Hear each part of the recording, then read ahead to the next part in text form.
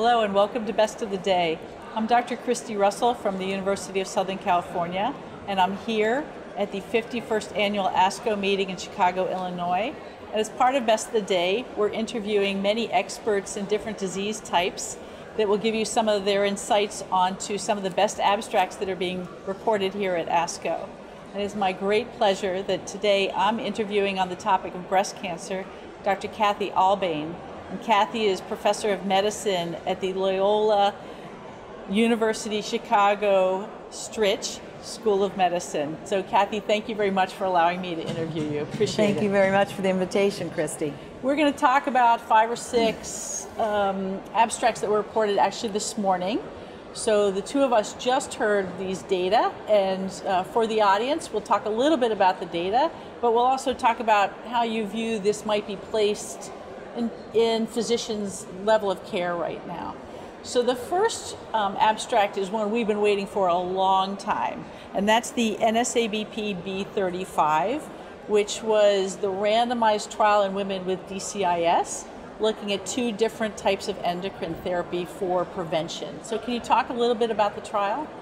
Yes, B35 took a long time to report, obviously, because events happen very slowly in this population with DCIS. Of course, these were all postmenopausal women because the randomization was between tamoxifen versus a aromatase inhibitor.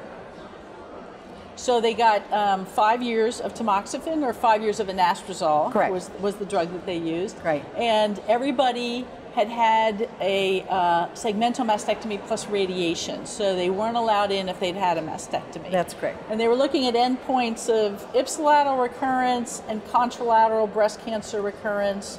And we've been waiting so long for these data, I think we were suspecting that there wasn't going to be a difference between the two. So what did it show? Well, the primary endpoint was breast cancer-free interval, so it looked at all the possible events that could happen pertaining to breast cancer. And it also took a long time to see the significant difference in favor of anastrozole in this trial. So it was a positive trial, but many years to see that. Mm-hmm. So the anastrozole looks a little bit better? Correct. The breast cancer-free interval was significantly better. The 25% improvement over tamoxifen with a p-value of 0.03. So it wasn't just marginal. Mm-hmm. Interestingly, there was a difference in benefit by age with a significant treatment by age interaction. What that meant was that if you were over 60, tamoxifen and anastrozole performed identically, but under 60, the anastrozole was significantly better. And raises a lot of questions. They looked at BMI differences, at compliance, at other causes of death, and that didn't explain it. Rather, it may be something to do with shutting down estrogen is more important to a greater degree in the younger postmenopausal patient.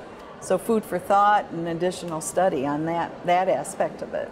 They also looked at multiple adverse events and toxicities, some of which I thought were a little bit surprising in comparing the differences between the two of them.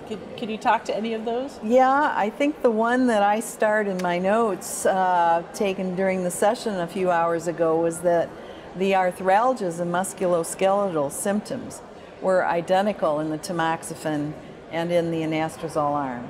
So I really have always thought, as many of us that take care of these patients, that realize that these events and other trials in the past may have been underreported. Mm-hmm.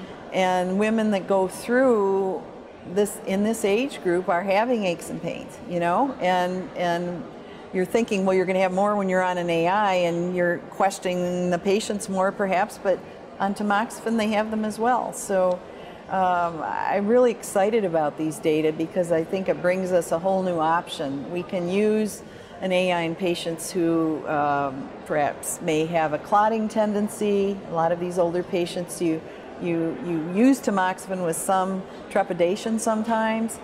So we've got a new option, and maybe in the younger postmenopausals we should steer them toward the AI first. I agree. I think we've had a very a strong drug in tamoxifen, so to see at least equivalence to give us that option. Yep. But in the younger postmenopausal women to see superiority with the anastrozole, I thought was a little surprising, especially in how long it took for these data to be reported. Yeah. So the next completely changing topics is the Paloma-3 trial. So just to reiterate, Paloma-3 is a trial of palbociclib in women. So it was women with progressive metastatic breast cancer, ER positive, and they have to have had a prior endocrine therapy, and they're randomized to fulvestrant at its current dosing of 500 milligrams with or without palbociclib. We've all been waiting on these data, and Pfizer specifically have been waiting on these data. So can you tell us what that showed? Well, just as we heard for the first approval for this drug, it's very exciting. We saw some incredibly early positive results in the follow-up of this Paloma-3 trial. The difference was 9 months versus 4 months in the progression-free survival. Right. So that's really extraordinary for this population, especially because the curve separated so fast. Correct. And you didn't have to, the trial accrued rapidly, 11 months or so, and it reported out quickly, and this is a great drug. So I think what we have is a kind of a new landscape now for these patients who are ER positive, HER2 negative metastatic breast cancer. That Palbo has frontline approval with letrozole currently. Right. And that was a 10 versus 20 month progression-free survival. Now we're into the second or further lines of therapy, but palbociclib's not the only other additive drug out there. Right. So to me, the competitor now is exemestane Afinitor. Have you, these data are new, but have you begun to think about ways that you would sequence these or view as one as having a preference over the other for your patients if they did not get frontline palbociclib? Well, I don't think we know how to do this yet. Right. I mean, we have different populations. We have the patients that are on, for example, combination aromatase inhibitor plus fulvestrant. Right. There's that group of patients. We have the group of patients that are coming off everolimus plus an exemestane. And what do you do with those two? I mean, could you use this third line? Right. And then, so we clearly have a group of patients that we can take this to as soon as we get the label adjusted for this. But what to do first line, I don't think there are any data to guide us right now. So I think if palbociclib gets a second or further line approval, now we're back to asking the question about what our best frontline therapy Exactly. are. Should we just place the patients on an endocrine therapy alone, single endocrine therapy? If you follow the SWOG trial, which was an anastrozole, that's why I mentioned that. fulvestrant, you're probably not going to go back to fulvestrant later, or you may. So I think it's really muddied the landscape here, all to the benefit of our patients who now have more choices, more options to maintain on endocrine therapy, perhaps much longer for them. Now we have toxicities with these add-on drugs too. Right. And so I think that we're going to have to get used to how to work with palbociclib and the neutropenia that requires dose delays. As they hinted during the presentation, instead of dose reductions would be preferred. We have the toxicities with everolimus now that you can prevent with prophylactic mouthwash. So, it's a whole new era for us in these add-on drugs to endocrine therapy, but importantly so. And to me, the challenge for all of us doing clinical trial research is to figure out which patients don't need these add-on drugs with cost and added toxicity and can do well for many, many years with just a simple endocrine therapy with their metastatic disease with a better quality of life. So interesting times. Yes. I think the other thing about the palbociclib is patients who are on that drug really have a pretty good quality of life, and other than some additional fatigue, they don't feel all that differently, and their treating physician may feel like it's a really easy drug to give them. But a massive word of caution here, this drug causes profound neutropenia, And you cannot use this drug casually with your patients. No, you have to get used to doing CBCs on patients on endocrine therapy, which certainly is, and have them back in and out more often. Right. So that adds to it as well. Right. Very good. Okay, so now we're going to move on to the bone. Two presentations on bone and abstracts about prevention of recurrence, prevention of bone mets in two different trials. So the first one you're very familiar with, which is SWOG 0307, presented today by Julie Graylow. And can you describe Sure. what that trial is? SWOG 0307 was a phase 3 trial comparing 3 agents, bisphosphonates, 2 orals, that being clodronate and abandronate, and then the third arm in that trial was zoledronic acid. So it was a 1-to-1-to-1 randomization, and the trial went through long accrual, oncopolitics, contract issues, drug supply issues, and it didn't end up with the equal amount of patients on the abandonate arm. That arm closed early, but still enough patients to get an answer, which basically turned out the curves superimpose, exactly superimpose. So all 3 of them have the same outcome, and the outcomes, you know, disease-free survival of around 90%, overall survival around 94% at 5 years. So these patients all doing very well. This is, of course, the adjuvant setting.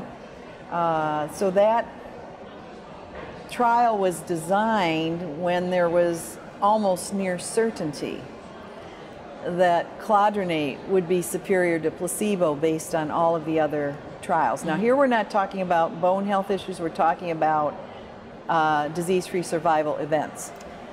So the NSABP was doing the other trial of clodronate versus placebo, obviously, and that's reported, and that was not statistically significant. So now we have a trial that's superimposing 3 arms, and you're asking yourself as you hear this presentation, well, what if there had been a placebo arm in 0307? But happily, coming out in Lancet this very month is the Oxford Overview's first report of the meta-analysis of bone agents for breast cancer outcomes. And that's actually in press in Lancet and does show a significant benefit, especially for postmenopausal women, when you do the pooled individual patient meta-analysis for the bisphosphonates. So now we're struck with what? You know, you can't get them in North America, at least in the United States. You can't get the oral ibandronate. Well, the label is not there for any of these agents. Right. You can't get either of the orals or zoledronic acid, which we use obviously in the metastatic setting all the time. However, you can finesse getting the drug when you have a real indication for bone health. So by FRAX, by the predictive tool, obviously someone with osteoporosis, you can clearly justify using these agents for that purpose, and then hopefully get the bone event, the disease outcome benefit at the same time. Right. So I think the message is look for the meta-analysis and kind of figure out whether that should influence your practice right now in terms of additive bisphosphonates.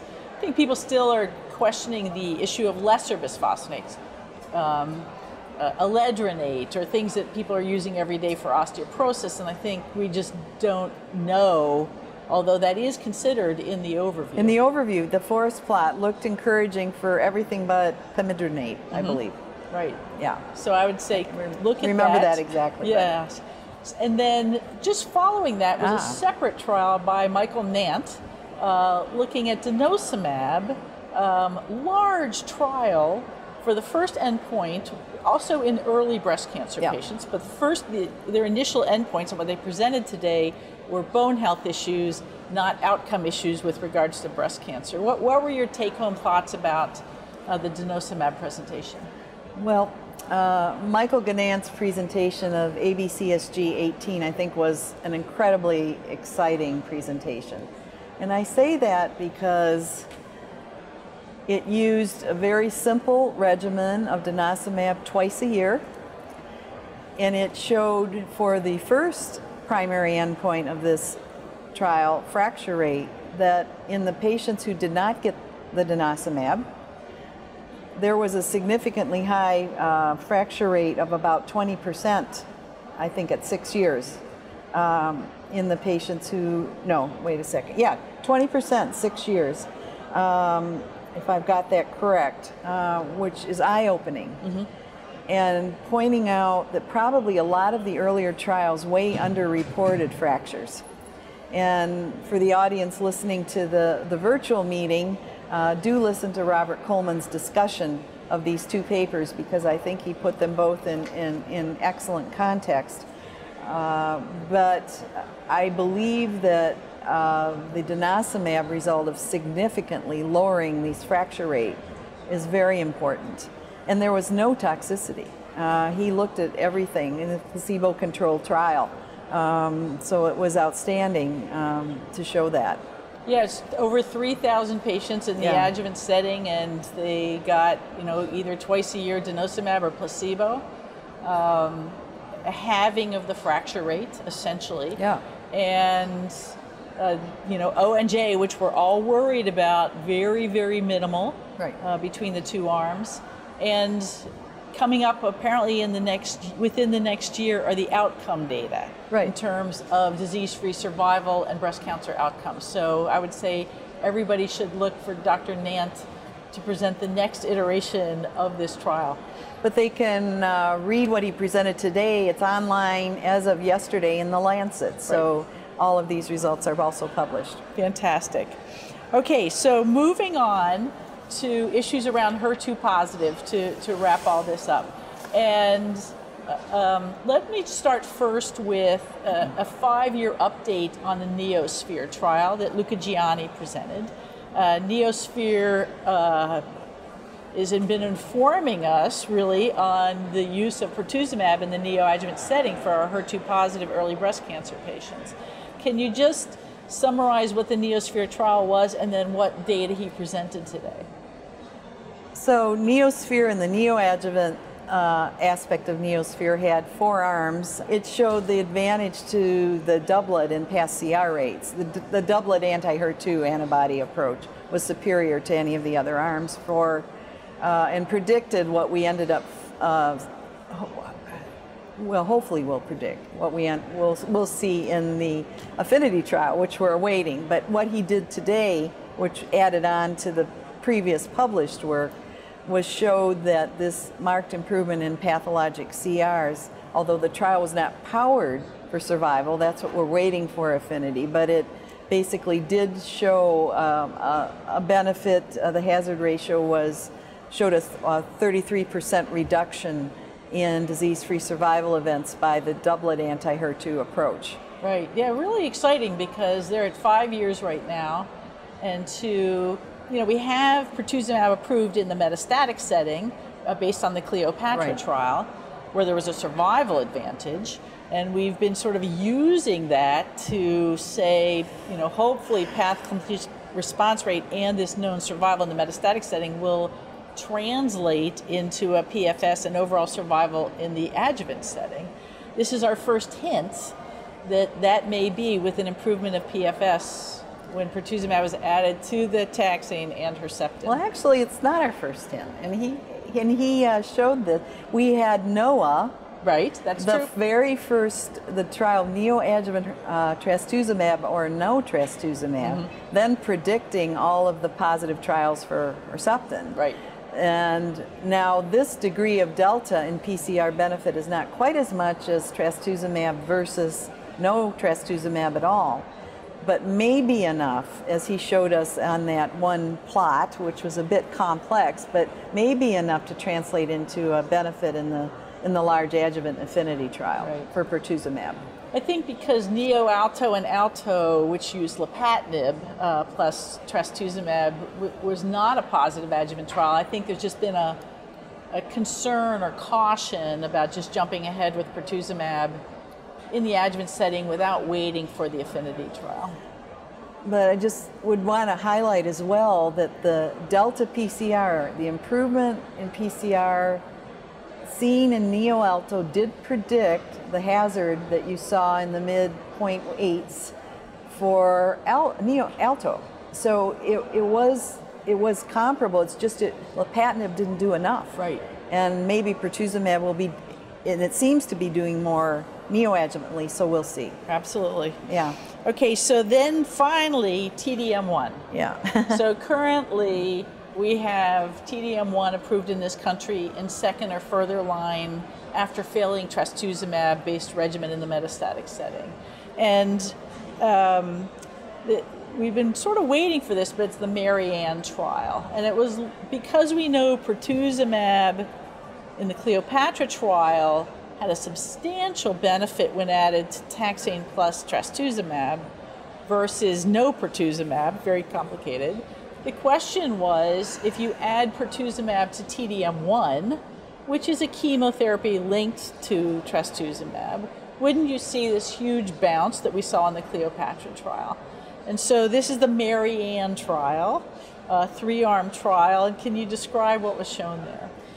Well, I think most listening to this already heard the results because it was released as a press release by the company as they needed to do at the time, and is being talked about as a negative trial. And I don't think it should be talked about as a negative trial. In fact, the arms are similar. There is no advantage to adding the pertuzumab. It leaves us with the options of TDM1 and a taxane plus Herceptin as being relatively equivalent, and you don't need to add the pertuzumab. That's what Marianne, I think, is telling us in a nutshell. But what is puzzling everyone is if Cleopatra showed the addition of pertuzumab to be better than without, why wasn't the addition of pertuzumab added to TDM yet better yet? Right. But that it has to probably do with the mechanisms of how these drugs are working, and you know, you should not think of TDM1 as a drug that isn't chemotherapy. It is chemotherapy. Right. And the chemotherapy may be doing a big number here over and above what the anti-HER2 therapy is doing for the overall cytotoxicity of that approach, such that pertuzumab cannot add. And there was some discussion in the panel after the presentations about that, and I think it's back to the bench again to see what these mechanisms are and to learn whether or not there would be any future role. But sadly, the adjuvant trial, Caitlin, I believe it's called, is going to stop, and there will not be an amendment, is what I understand. And so the adjuvant trial to test it will not be done. Okay. But in neoadjuvant, it's still open, and also we have the advantage of trials that are looking at very small HER2 positive tumors.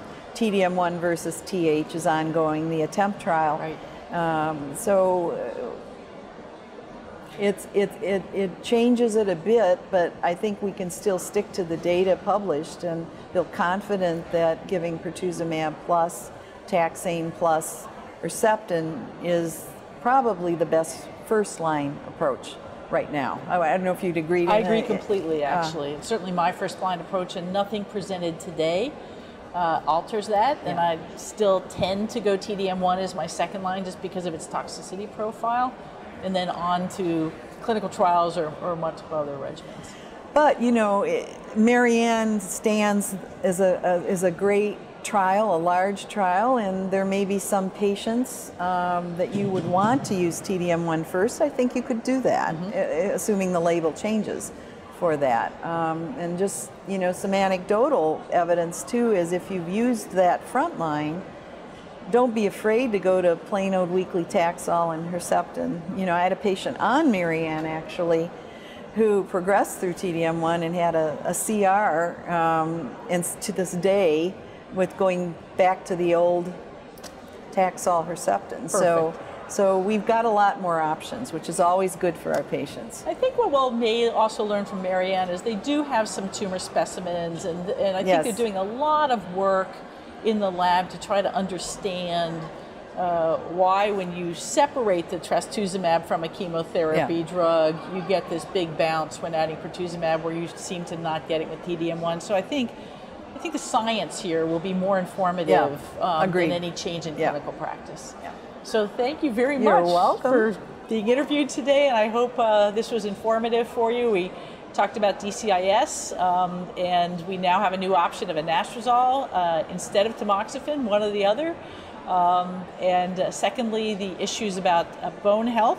We've got a lot of choices and a lot more data to come out, especially around the issue of denosumab. We hope to hear in the next year whether it has value in the adjuvant setting for reduction of risk of recurrence, and then always the HER2 story. So thank you very much for listening in, and please listen into the other Best of the Days that are being presented here at the 51st Annual ASCO meeting in Chicago, Illinois. And have a great day.